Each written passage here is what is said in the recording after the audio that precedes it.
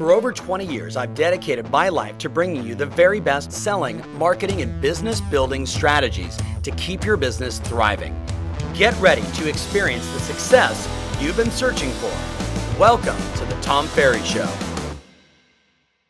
Hey everybody, welcome to the Tom Ferry Show, episode 105. 105 to stay alive. All right, so today I want to ask you this question.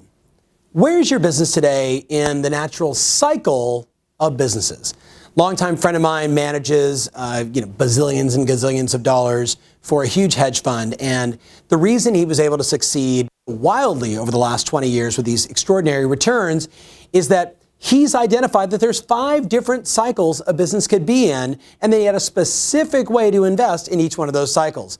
I remember sitting in Laguna Beach, California, watching our kids play on the beach, and he drew this out and started describing it. As he did, I looked at that and said, wow, that really reminds me of just about every person I've ever met in business. We're always in one of 5 cycles, and the question is, where are you and what are you doing about it? I want to speak to 3 of the cycles today, and whether you're watching this video right now and it's March and you're saying to yourself, wow, I'm a little behind on my goals and I've got some aggressive goals, Tom. I'm not in one of those 3. I'm in the other 2. I want to follow this same plan. I want to get aggressive. I want to build my business. Or if I'm sitting here and I'm clearly in one of the 3 that you don't want to be in, this is the action plan for you, not just for the month of March, but March and April, May and June and July, until you get into the next phase and the next phase, the next cycle of business. So let's take a look. You ready? The 5 cycles that we discussed, number 1 is startup. So, you think about today's culture, lots of startup companies, lots of technology, but in the real estate world, guess what? There's a lot of people starting in real estate as well. And as the market continues to get good, January sales, I don't want to misquote this, but I read January 2017 best sales since 2005, 2006 in terms of transactions. So, we've got a lot of good news happening in real estate. And what happens when lots of good news happens in real estate? Man, I watch television and I see $1 million agents. Screw those guys and gals. I'm going into real estate too. And we're seeing a massive number of new agents come into the industry. You might be one of them. Maybe you joined a few years ago.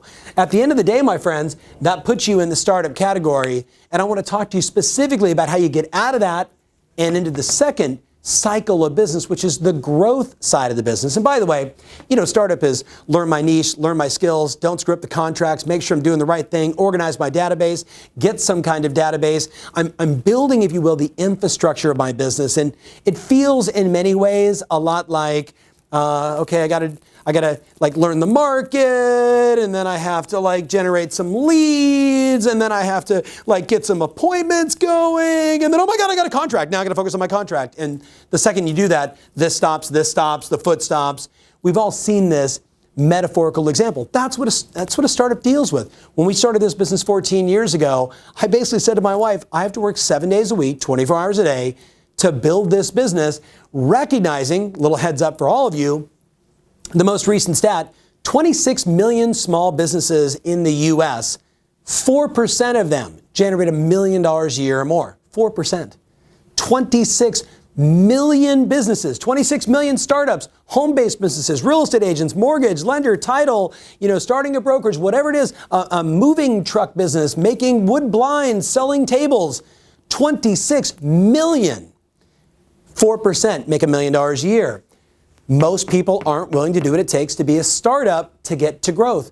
In real estate, when you're at growth, you've now figured out, I'm kind of good at this, and I'm good at this, and I've got a little more stabilization. Remember the 6 phases of mastery? I've got a little more stabilization, and now my business is maturing. I'm making money. I can now start, if you will, placing some bets. I'm going to invest in Zillow. I'm going to start a geographic farm. I'm going to bring in an assistant. I'm going to hire a buyer's agent. And you go into growth mode. And growth just means you're focusing really on essentially people, marketing, and innovation. People, marketing, and innovation. People, leveraging myself so I'm not responsible for everything inside my business. Marketing, without it, you're dead. And innovation, making sure that I'm doing things that cause the customer to say, I choose you in that sea of real estate professionals. And whether that's technology, better marketing, customer care, the way you message yourself, blogging, videos, and all of it, right? It's innovation, marketing, and people. Those are the signs of a growth business. Then there's cash cow. By the way, you're noticing blue, green, green, warning, warning, red. The cash cow, you see these every day inside the office. They're the men and women that make real estate look easy. They sell, 50 homes a year. I was talking to one of our clients who has done 100 transactions, her and her team, in the first 2 months of the year. Big shout out to Treasure Davis and her team. Essentially, their business is a cash cow. My friend described this as like Apple, GE, a bunch of the oil businesses, that they have set up such great businesses, infrastructure, sales, marketing, service, automation, technology, that they just print money now, right? There are real estate agents that literally are like ATM machines. You just hit the buttons and money just comes out. Like they are masterful at what they do, all in various shapes and sizes and backgrounds and, everything you could ever imagine. Their business is set up and organized, and it's winning. Now, here's the scary part today. As we traveled around the world, and this year doing 130, 140 seminars all over the world, I can tell you that a big percentage of agents that we meet that are 7, 10, 15, 20, 25 years in the business fall under a category we call, and he called, the fading winner. Now, when you think about those two words together, you might think it's negative. Actually, let me tell you who that person is. They're really caring, good with their clients. Like when they get a transaction, they negotiate hard. They are masterful at service. Like they got that stuff down. But what they missed is the two most important parts of this conversation: marketing and innovation.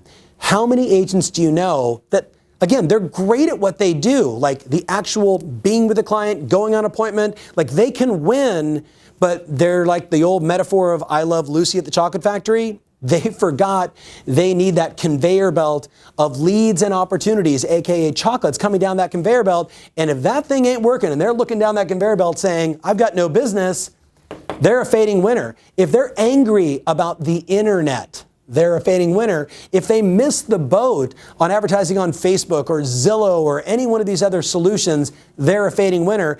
If they want to find the MLS books, if you will, they're a fading winner. Now, I'm not saying they're bad people.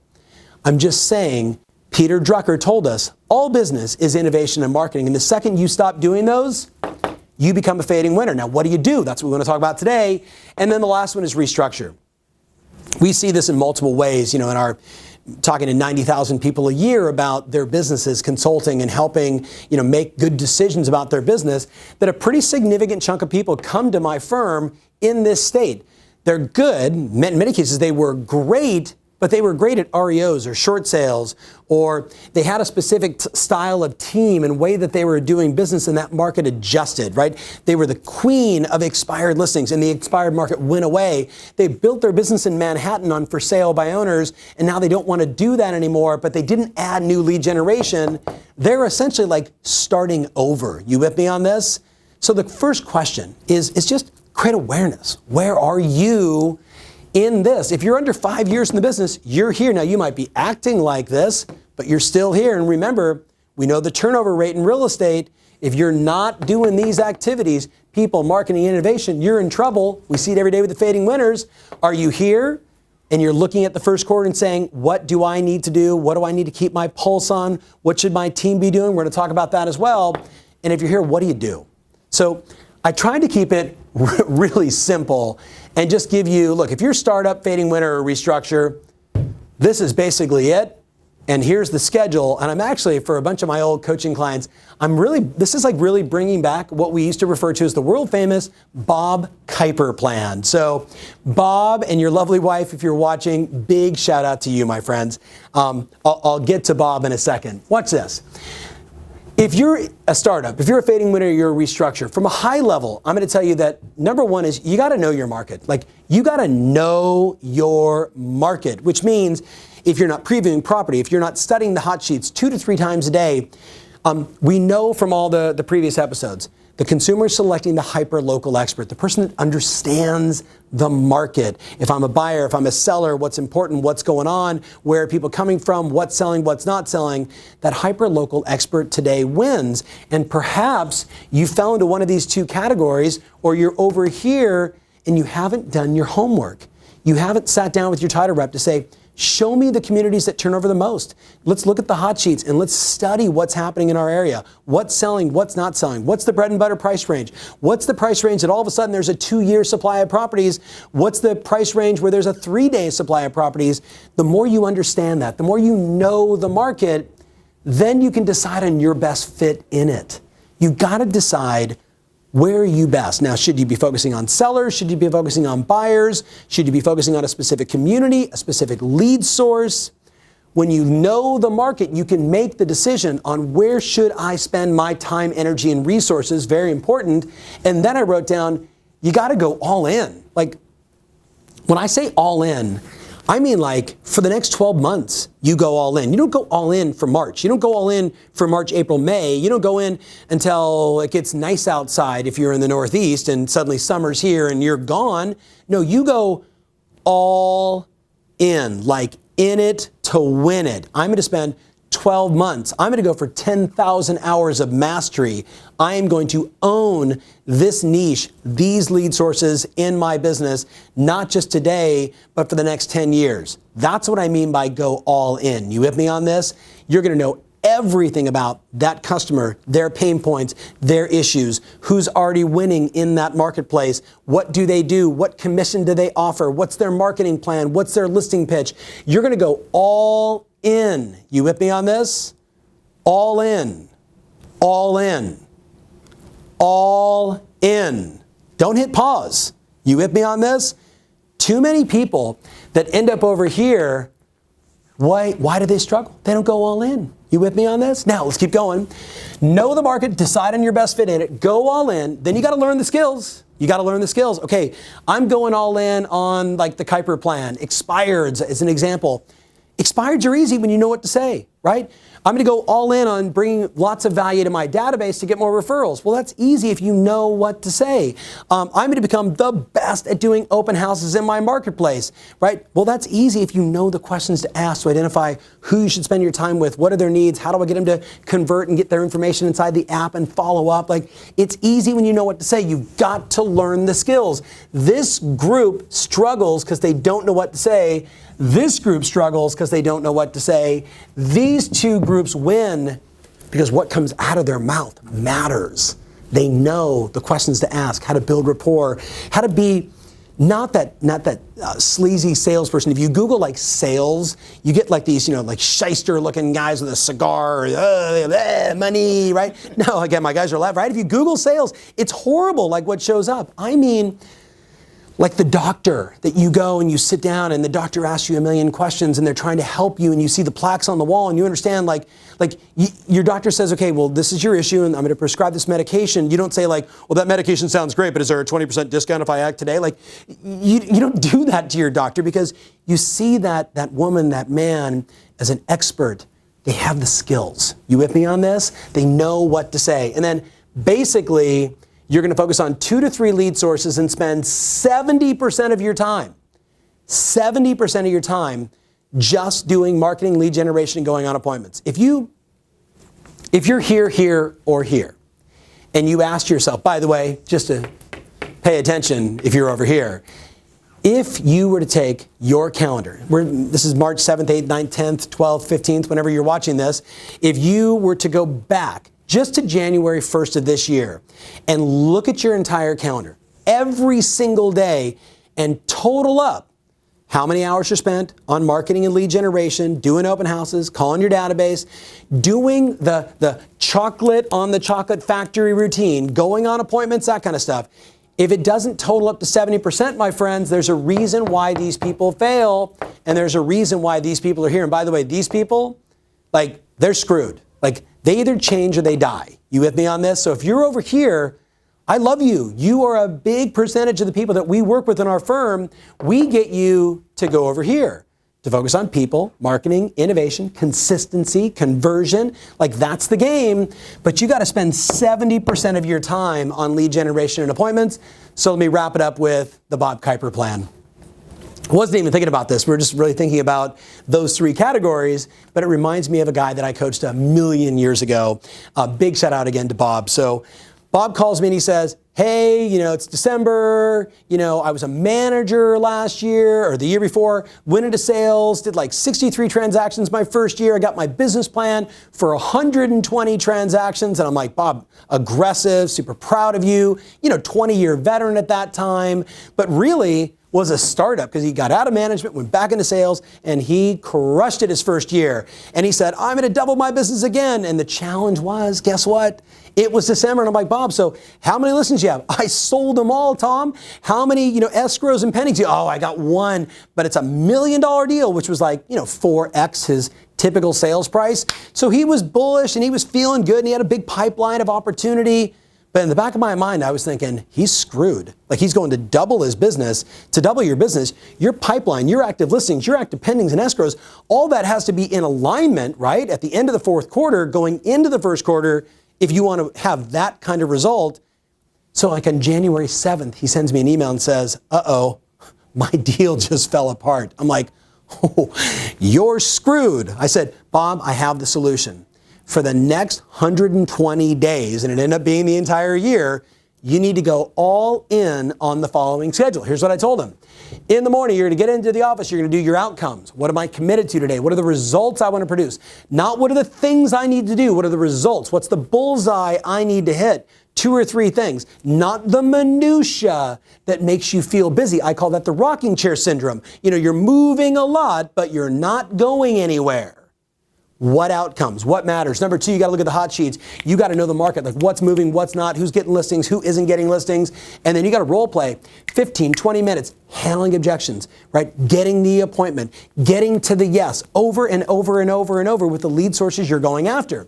For him, we did appointment setting time next, and this was like from 9 to noon. And guess what? He went to his hot leads first. Try and get an early win. Try and get just an easy appointment with a buyer. Like, hey, let's go look at that property. How about this afternoon at 4 or tomorrow at 5? Get that early yes. Get that early victory. And all of a sudden, your sales confidence is up. You role played. You're feeling good. Bam, you get an appointment. Okay, let's go for more. For him, it was going after for sale banners and expireds or whatever are the hot opportunities. This could just be follow up on all old Zillow leads that you bought 3 years ago that you never followed up on then, right? Any hot opportunity that you can churn and chum the water, if you will, and find those good opportunities. Then go to your database, then do your follow-up again. So all of that every day for 120 days. Bob, you got to do it every day, every day, every day. Well, I don't like to do some of those things. Well, do you like being broke? Do you like being broke or do you want to do this? Like, what's your plan B? Like, you got to go, buddy. In his case, he had a big aggressive goal. Then I said, I want you on coffee meetings or lunch, building your sphere, meeting with people, networking. Don't go to lunch with real estate agents. Don't go to lunch with real estate agents. Don't go to lunch with real estate agents. Go to lunch with clients. Go to lunch with people that are in your sphere. Ask all the questions that we've talked about 100 times on the Tom Ferry Show. And then targeted community or targeted marketing could be door knocking or it could be non-owner occupieds. When was the last time you looked at the number of non-owner occupieds in your marketplace? People that have investment properties. Maybe do a search today on how many non-owner occupieds are there. Single family, duplexes, triplexes, fourplexes, whatever floats your boat. Find people that own 1. Target them. Find people that own 2 or 3. Target them. 1, the person that owns 1 may have a separate issue. I'm tired of toilets and tenants, right? Maybe the person that owns 3, 4, or 5, it's time for them to sell and 1031 exchange into a better product, better opportunity. You with me on this? So there's just opportunity everywhere. Remember I said, you got to focus and you got to go all in. This is what he did. And then finish with lead follow-up. All that stuff's going on, or you're going on appointments. So stop. Where are you? If you're here, this is what I recommend. If you're here, you better get on this stuff. But if you're here and you're having a monster first 2 months and you're really planning on having 2017 be your best year ever, gut check yourself. gut check yourself. If you're here and you're not doing what the growth mindset people do, building your business, serving your customers, bringing more value, innovation, marketing, and people, you know very quickly, we've seen plenty of businesses in our time go from here to here, my friends. It doesn't happen like that. It's slowly over time because they stop marketing, they stop innovating, and they stop focusing on getting quality people around them to serve their customers. A lot for you to think about. I can't wait to see the comments. I dare you to let me know, are you startup? Are you fading winner? Are you restructure? Are you cash cow? Or are you in growth mode? Let me know in the comments. I look forward to serving you more. Remember always, your strategy matters, and now more than ever, self-awareness about what cycle you're in and the actions you take absolutely rule. Hey, thanks so much for watching. We have a number of events coming up, and we'd love to have you there.